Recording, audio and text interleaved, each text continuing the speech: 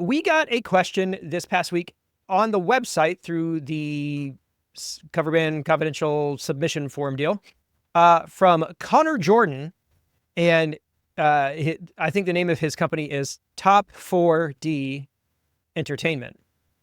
But that's certainly, if you go by what his email address is, that's what it is. Yeah. Well, you think about it as like 4-dimensional, like they're beyond the third dimension. It works on many levels, yes. Right? It's top 4D, but it's also top 4D. Well, and it seems like, I think they started this thing with a vision, because the question that he asked kind of speaks to entertaining in 4D, if you will. Connor says, we are considering expanding our band into multiple products at different price points. I'd be curious to hear your experience with this business model.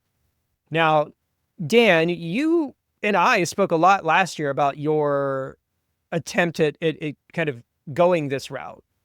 Yes. This was the mission I was on prior to this medically induced hiatus. Very much. So I've had a band that was essentially bar band, playing the corner for $100 a man for a long time. And then the idea was to take that personnel and upgrade the performance, upgrade the production, and have it be something that can be sold into weddings, private events, corporate, festival, that sort of thing. And so yes, I did a lot of thinking about this and some work. That new product, that new brand did have one gig prior to me going under the knife. And so I can I've got that far. Yeah. I mean, you made the thing that counts for something. I made the thing. Now selling it the way it's meant to be sold, that I haven't quite done yet, but I've made the thing. That is definitely true. And it's also true to your whole model is that you have multiple products, multiple brands built out of the same stuff. Yep. That you can sell into various different markets. Yeah. So our intent was to have basically different imprints of the same lineup. So there's the 80s version and 90s version, something in the top 40 world. And then, we kind of spun out the pop punk thing too, just for the fun of it. The main benefit of that is that it gives you opportunities to fill more dates because you have more to offer the general marketplace. Because for as many folks that want to have 80s bands, like an 80s party is like a thing that maybe you go to once or twice a year.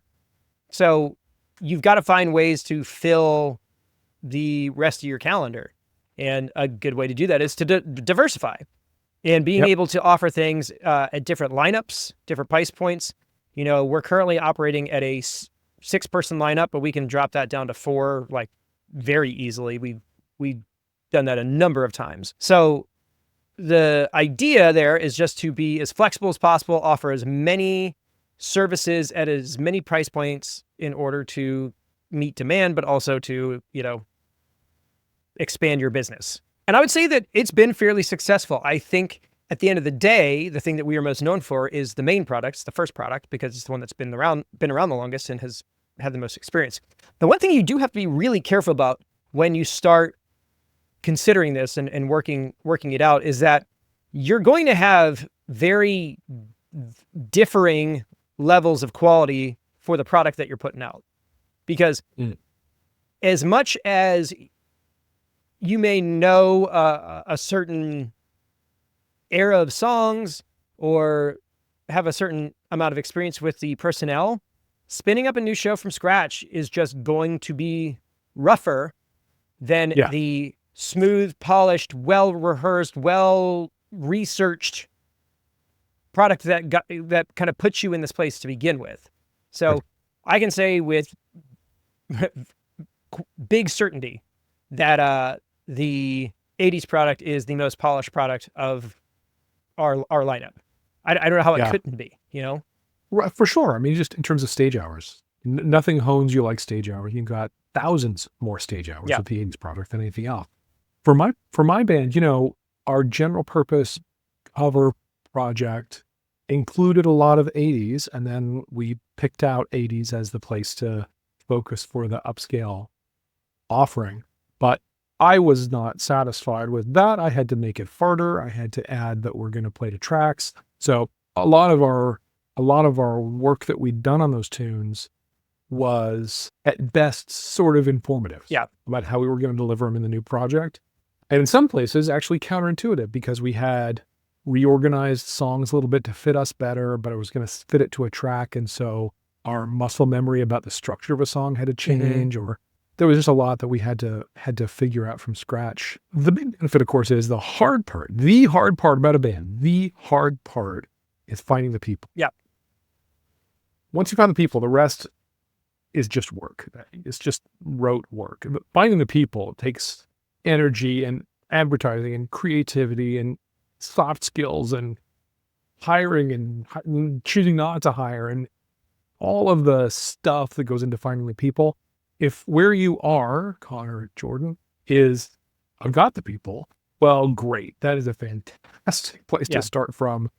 Boy, be glad you're there and not starting from scratch with a new whole thing in terms of the personnel of it. I think there's a lot of things you got to consider when you're going to create a more upscale product. In my day gig, I am a product manager, and a lot of people hear that and say, product manager? I say, no, product manager, very different thing. I don't really organize the day-to-day implementation of the software that I manage. And these days I manage the product managers. Yes. But we understand the market. We understand what we think can sell. We understand what customers think they want. They don't necessarily, the things they say they want may or may not be the thing that they actually really want, but listening to them is important because it gives you insight into what you can build to serve what they really need. You also have to consider the capacities you have, the tech you've already got, the people you've got, the people skill set areas you've got, all of that. And given all of that, you make wise decisions in the world of all those constraints about what product you're going to create. What of what we're going to build is the responsibility of the product managers. The how we're going to build it belongs to software developers, and God bless them. We need them, but I'm glad they're there for that. But what you're talking about here really is a product management question. What can I stand up? What can I create? But even before that, why would I do that? What's the purpose of hitting different price points? What's the purpose of moving up market? What's the purpose of all that? If this is a band of hobbyists, is my ambition to move up market even appropriate? It's a valid question. Might not. Yeah, might not be. But if we want our efforts to be compensated at a level that is worthy of our time as grown-up humans and not like 20-year-olds with guitars anymore, all right, well, maybe that's valid. So I would start, and I always do this. I'm like, way up, talk about the brand, think about what the promise is to the audience, all that stuff. Yeah. You can do that all again from scratch with this new thing because it is a new brand. And you got to think about, first of all, in this case, why I'm even doing it. And then what it is and what its promise is to bookers, audience, marketing partners, merch vendors. I don't know. Like, you got to think about all the relationships. And then once you've kind of done all of that, you got to think about what the differentiators are. Why is this band different from my other band? In my case, content, material, focusing on the 80s, but it was also an upgrade in terms of production value. And so what that meant was some new lighting. We're going to be doing like some costume kind of work. I mean, I did my first gig in like a white linen Miami Vice suit. Pretty great, actually. So that's the other thing to think about is how you're going to differentiate this both from your existing product, but also other things that compete with it in the marketplace. Lot to think about, lot to contemplate. Yeah, but I think the upside of kind of doing it this way is that a lot of the preliminary questions have already been answered. You've done that work, at least for the original, like the initial project. That's true. So that's true.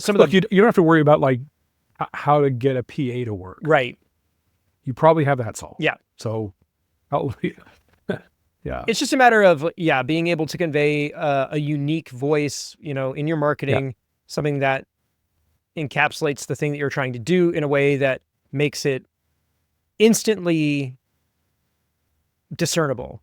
Where like you look at it and you see a picture of it, you hear the title of it and you go, yes, that's the real hard part.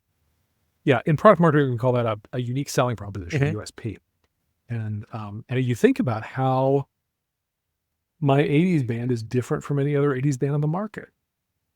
reality is there's nobody in my town doing 80s to tracks, Okay.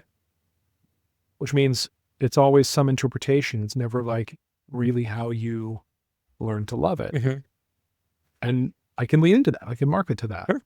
Yeah, I mean, talking about the reasoning, like the why behind the whatever, there's a lot of upsides to going this route, especially when you got everything dialed in. You can offer a lot of unique things to clients and venues and all kind of stuff. There was a period of time where I was in a group that could do 2 nights in the same venue. So you could go to a town that maybe doesn't have a huge, built-in band market. Come in from out of town, you do 2 nights at the same venue, you get to leave all your gear up, and they're saving money on a couple of things, and you're making money, you're making twice as much money. That's a cool thing to be able to offer. Being able to do things like 80s versus 90s nights, like where you can literally like sell a package or an experience to a venue, like, hey, here's what we can offer.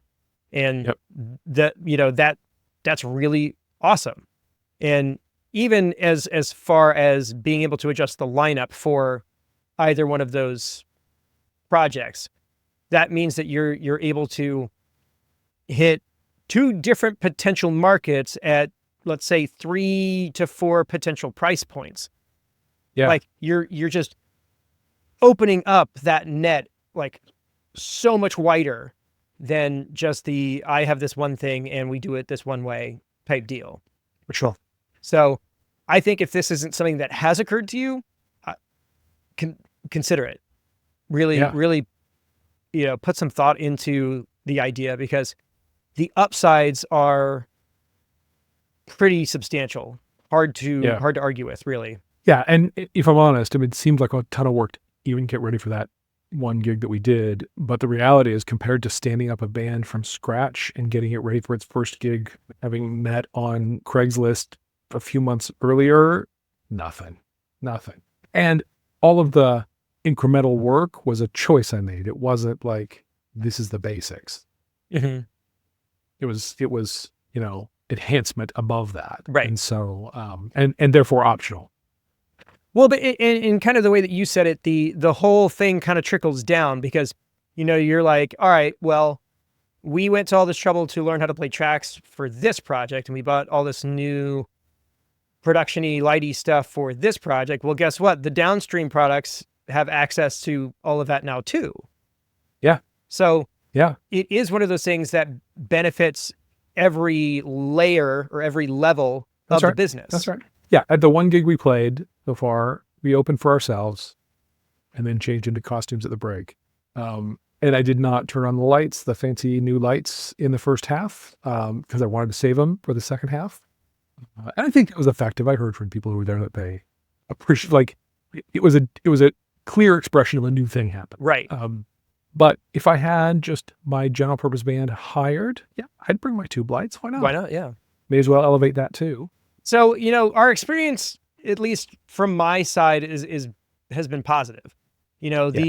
The only thing that you really have to worry about, and it's like honestly the best thing to worry about, is that some version of this thing that you're trying to put together becomes exponentially more popular than the other things, and you only have time to dedicate to the one flavor. Oh no. Yeah, that'd be a big problem. Problems you are really just dying to run into. Yeah. The other thing that doing this kind of diverse offering allows you to do is to kind of do that beta testing. Mm-hmm. Go and work through the things and be like, what of what we're trying to do works in this market better than everything else? And it kind of gives you that additional insight into how you can really maximize your potential impact in your market by trying different things and, different permutations of the same lineup and different permutations of the content that you're trying to play through, like the catalog, like the look, the branding. Like you're doing, it's basically like sprints. Again, we can never get away from software development. Well, it's so relevant. And the point of doing sprints in software development is that it's a short feedback cycle, right? You try a thing, you get feedback on it, you pivot, you refocus, you work some more. And I think it's exactly the point you're making.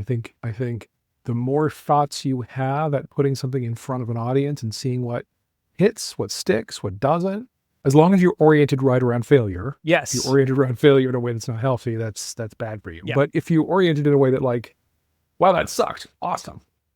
Now I know what not to do. Yeah. Yeah, it's a great thing.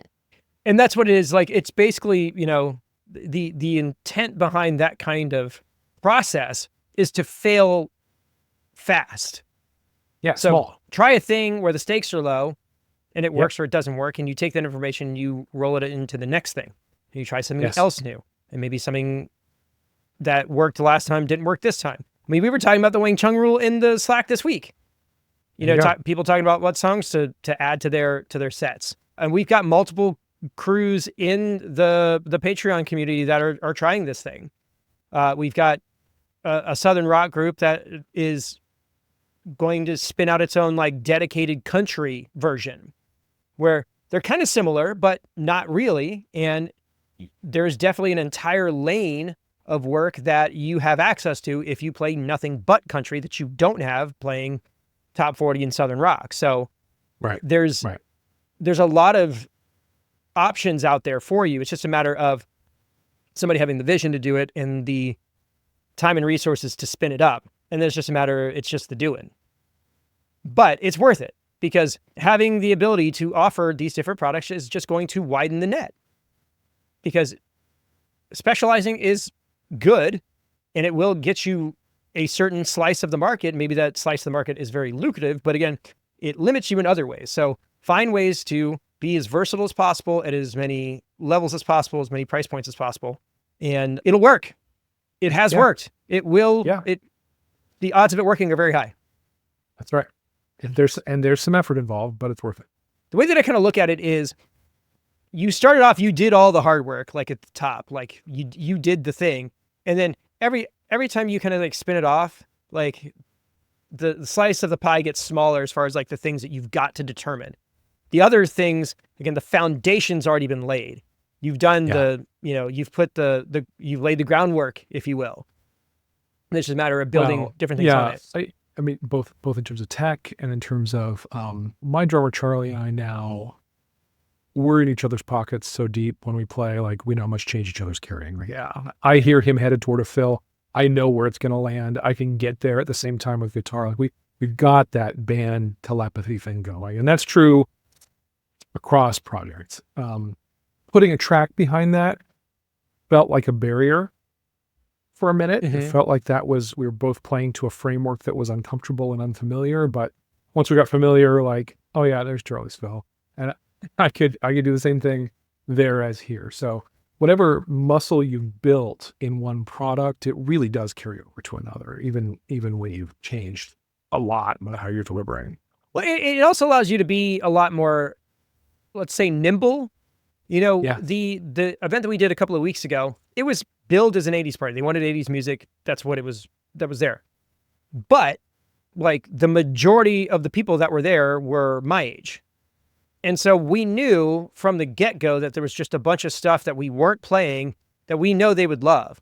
And so our encore was just a bunch of like 90s and 2000s stuff that we knew that everybody was going to like lose their minds over, and they did. So it gave us the ability to kind of amp up the experience of the client and their guests by getting something that they weren't expecting, but appreciated in the moment. And if we had just drilled down and drilled down and drilled down and drilled down to only the stuff that like the 80s band did or does, we would have totally missed that opportunity to, surprise and delight our customer who was super grateful. Yes. And paid us for it. So do the hard work. It will absolutely be worth it. My experience with this is that it works. And if you have the time and resources to put behind it, do it. No regrets. Yep.